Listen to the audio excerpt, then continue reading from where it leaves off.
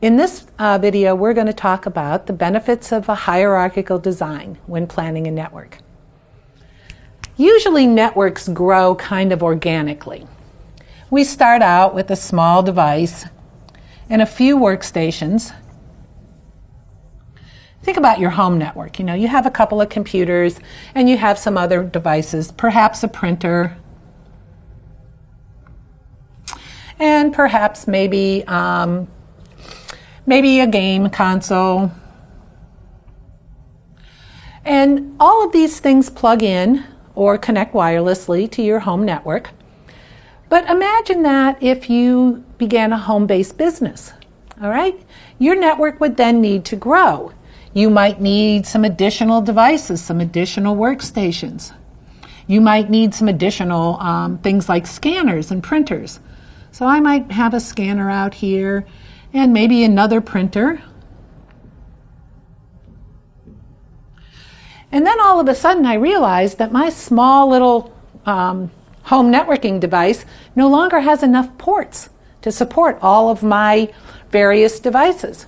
As my small business grows and we remodel the garage to put it in, now I have to have another device. And usually we attach that device to the other device, and then the network begins to grow organically. This is true of your home network, but it's also true of enterprise networks. Many times businesses of all different sizes don't think about how they're creating their network. They just allow it to grow as they need more devices on the network. But pretty soon we end up with a network that has mission-critical devices, say for example a server that your customers needed to get to, attached with things that really don't need to see that types of traffic or might actually even interfere with it in the case of the game console or someone downloading a movie. So basically a network that just grows organically is sometimes not all that efficient. So what we see is over time a different type of network architecture has become pretty much the standard. And that is called a hierarchical network design.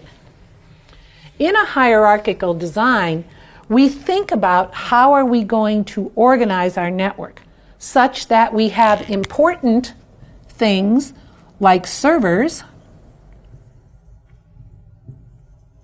separated from the user groups that might be, again, those people downloading Netflix or playing a video game.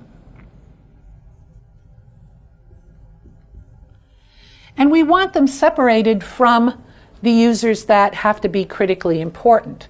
Now, you also will see in enterprises and small businesses, this process is repeated multiple times. And hierarchical networks are able to scale because they are logically designed in a manner such that traffic that needs to go from these people to these servers does not need to travel over to the areas of the network where it's not necessary. Now, we had a little discussion earlier about broadcasting. Broadcast packets go to everyone that is in the same local network, meaning the same area of the network that is only connected by a switch. So in this instance, all of the broadcast traffic that is generated by the various devices, and even though I've only drawn a couple, in some cases this could be hundreds of devices. So all of the traffic that's generated by these devices will remain in this area of the network. So hierarchical networks scale quite well. Now, when the hierarchical network needs to connect to other networks, we will have other devices that provide the connectivity to get out to, say, the internet. In a hierarchical network design, there are names given to these various layers. Devices that actually connect to users and other end user devices reside at the access layer. The primary function of the access layer of the network is to provide an entrance point for devices to get on the network. Some types of things that are at the access layer are end user computers, but you'll also see IP phones and access points that provide wireless entry.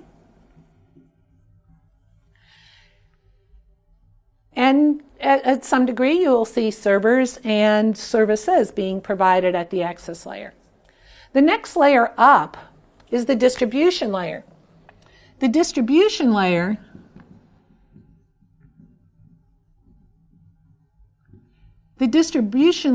main function is to interconnect the access layer networks and to direct the traffic such that traffic that needs to stay local stays local, and traffic that needs to traverse to remote networks actually has a path to use to get from one network to the other.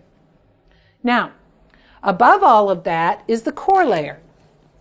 The core layer is responsible for the high-speed processing. So in this case, we have all of our users that need to get to the internet.